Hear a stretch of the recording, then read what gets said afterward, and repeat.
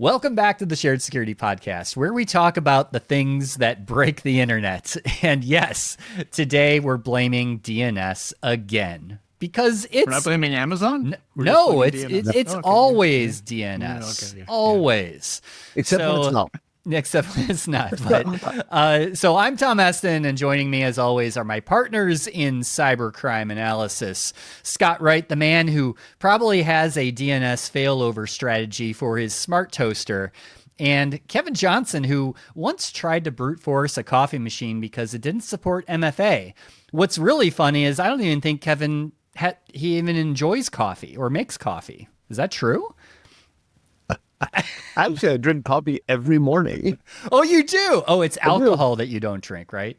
No, I drink alcohol also. Oh my gosh. Is there something you don't? You said there was something one time that you don't drink. I don't. So I only recently started drinking alcohol. Oh, okay. And just for full disclosure, because we need more information than less, it was always just I hadn't found anything I liked. Yeah. Okay. I found that it was easier just to say to people I don't drink, because if you say to people I haven't found anything I don't like, they're like, oh, well, you got to try this. No, I don't want to try that. Yeah. So yes. So today, gentlemen, we're here to talk about DNS and why does it keep taking down the internet? What does this recent outage, expose about our dependency on the clouds? On the cloud. On the clouds. Right? All of them. It all depends. Let's dive in. I don't know if I want to dive in. This is such a sad topic. The internet was down.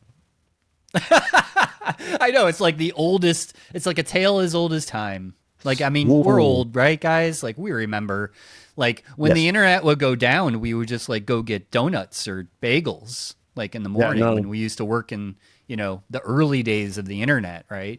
And it was always because of DNS, though. That's because, have you ever tried to spell words without those three letters? I love that. I'd like to buy a vowel, please. I love that. Well, all joking aside, I'm still very angry that Wheel of Fortune changed the final round where they give them the letters and then ask them for others.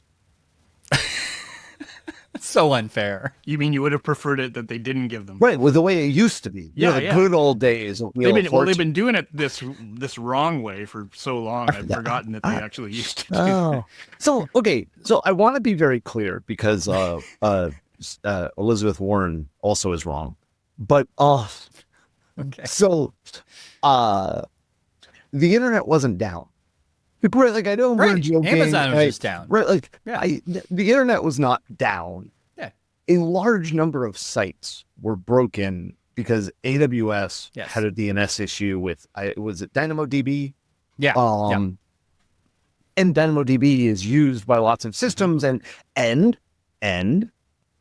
this is only one region of AWS. Pretty big region, though. Like it is. Well, you know why it's the biggest region? It's where it rolls out. They roll out the most features, right? They don't roll features out evenly across the region. So, but as much as I want to joke about the internet being down, the reason I think it's important to talk about it as an outage that was caused is the issue here, in my opinion, is more an issue of organizations not having a tested business continuity plan, not Amazon messed something up. Don't get me wrong. Amazon messed something up. Like they've absolutely come forward and said, and our bad.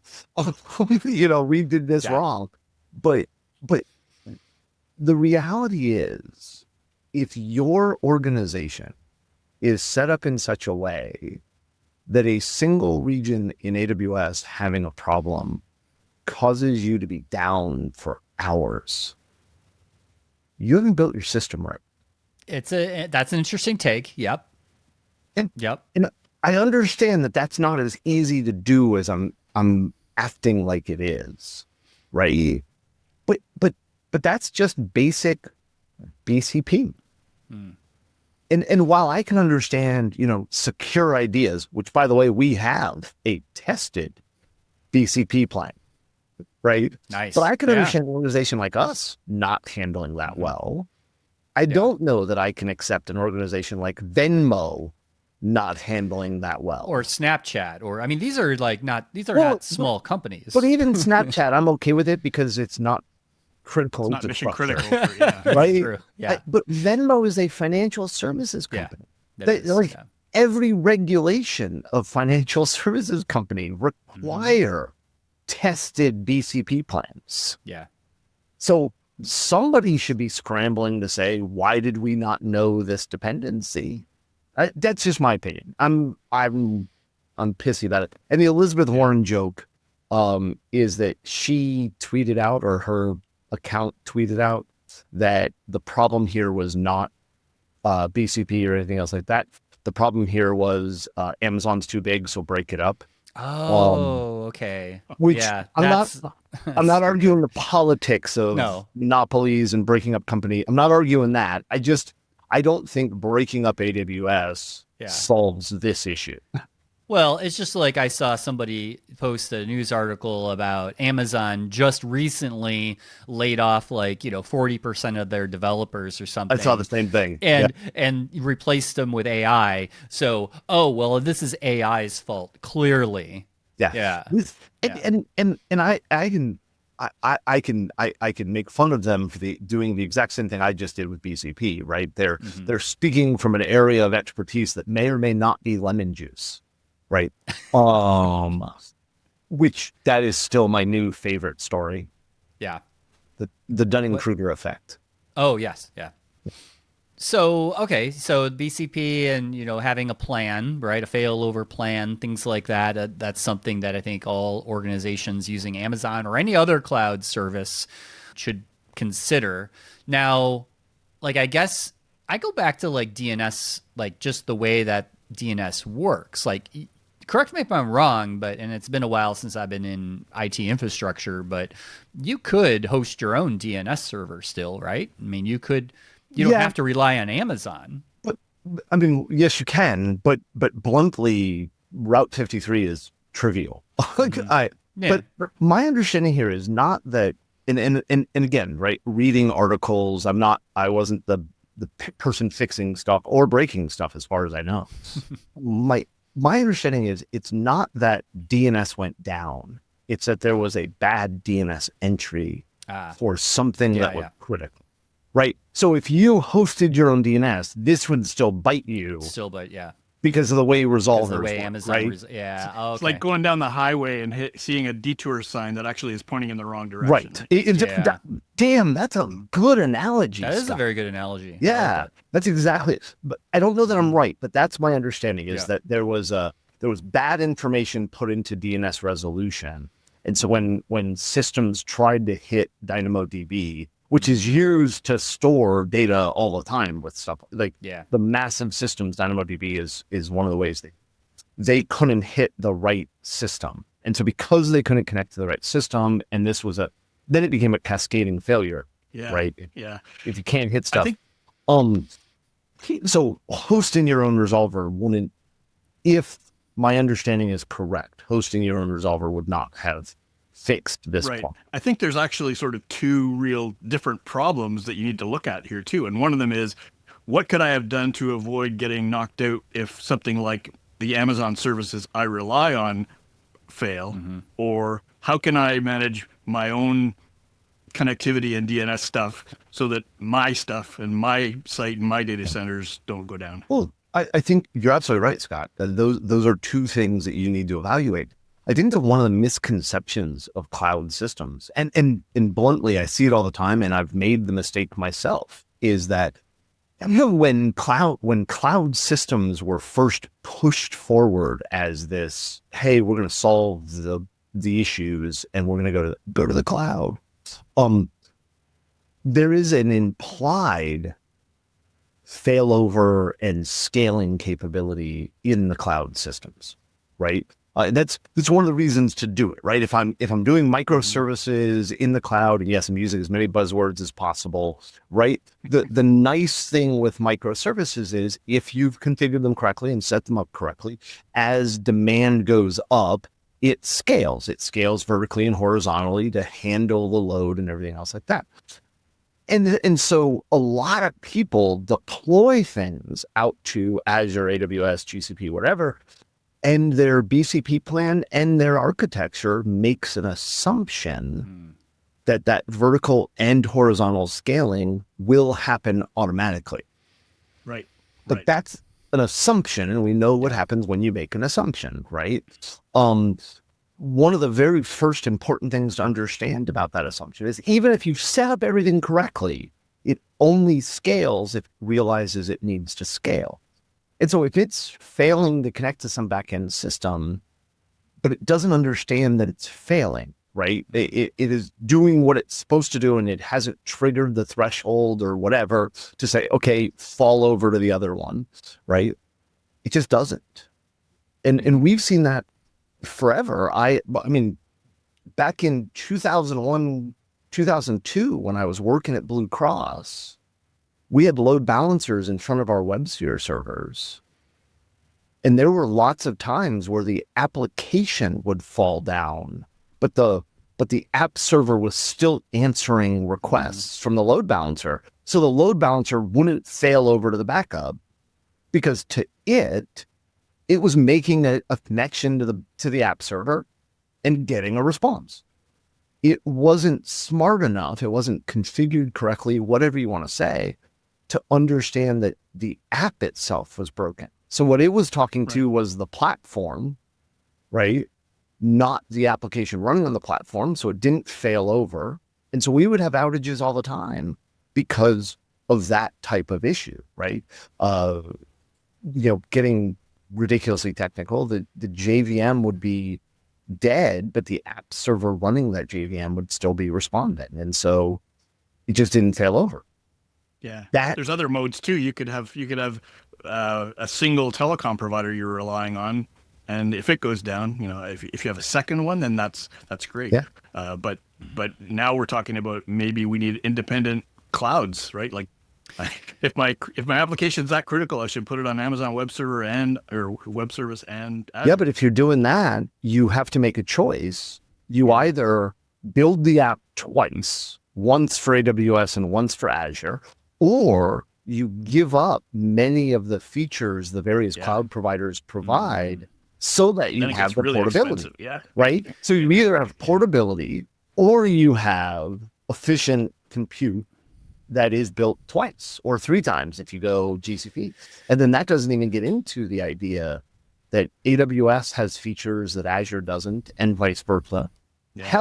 There are features that are available in US 1 East that aren't available in US 1 West, right? So not to mention the attack surface that creates as well. So yeah, I mean, there's a lot of things I think companies need to consider, and I think it's more, I'm glad we're talking about this because it's definitely more than just, this is Amazon's fault and they're too big and they are, monopoly. And I mean, I've heard all of this stuff of like, And that doesn't mean that those statements aren't true. I don't know that they are. I'm just saying, but the fact that this doesn't prove doesn't mean that's not true. I don't think it's true, but, right, like I'm not standing up a cloud provider today. Yeah. So. Right. But I mean, the fact remains, though, that Amazon does host like a lot of the sites that we all use every day. Yes. And this will happen again because of course it will. It's always DNS, and there will always be DNS issues as long as we continue to use this protocol, which we are for the foreseeable future. So until the next time we spin the Wheel of Fortune. That's right. And this all circles back to Wheel of Fortune, apparently. Because you can't spell anything without DNS. I mean, you can spell anything without you can. Yeah. Oh, no, you're right. Not everything. There is an end. Yeah. Yes. Damn it. I thought, for some reason in my head, it was like, no, that word doesn't have those. No, that's. Oh, my gosh. We're full of analogies in this episode. This is great. So that's another word you need DNS to spell. Yes, you do. I love it. I love it. So before we get out of here, hopefully you guys saw the Sora 2 videos that I did. No, I didn't.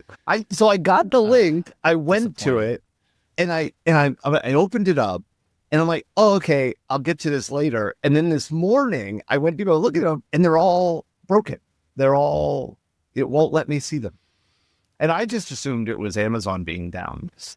Maybe, actually. All right, I'm going to resend them to you guys. Okay, but I did splice them into the last episode. And actually, if you watch the latest clip from the podcast that I just posted today on LinkedIn, you'll see at the end of that, this is Sora.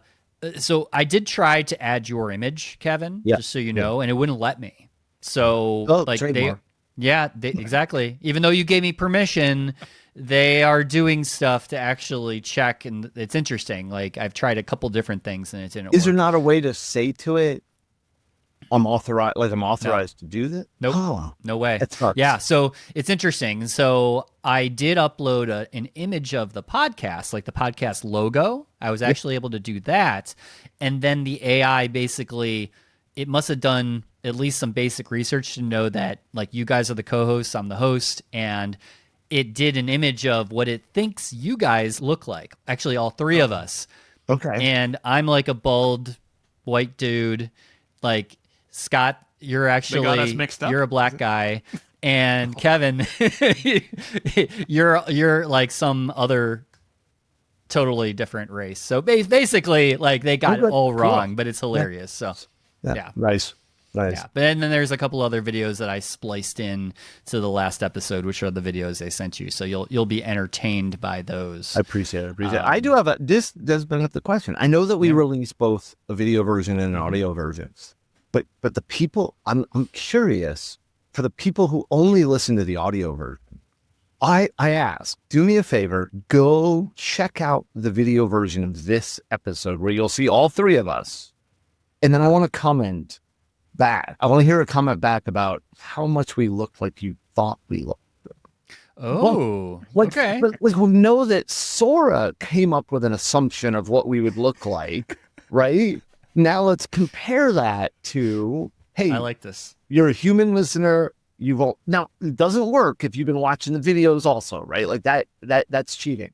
So I don't know. I think there's a risk there. We might lose a lot of the listeners if we start assigning them homework. I don't want to see you guys. I'm telling. This is not homework. You're not required to do this. I'm just asking if you get a chance. I'd love to hear what you thought we look like. I like it. I love it. So yeah, please comment on our YouTube. I mean, we do get a lot of comments on our YouTube. Some more interesting than others. Yeah. But yeah, please comment on the YouTube. Let's see what happens. Love it. Awesome. All right, guys. Well, thank you as always for being my co-hosts, and thank you to all of our listeners for listening and supporting the podcast. And until next time, stay safe, stay secure, and stay private. Thank you for watching or listening to this episode. Be sure to subscribe wherever you like to get your podcasts. Visit sharedsecurity.net for merch, previous episodes, and more. If you'd like to help support the podcast, join our Patreon to get ad-free episodes and many more exclusive supporter-only benefits. Visit sharedsecurity.net/supporter for more details.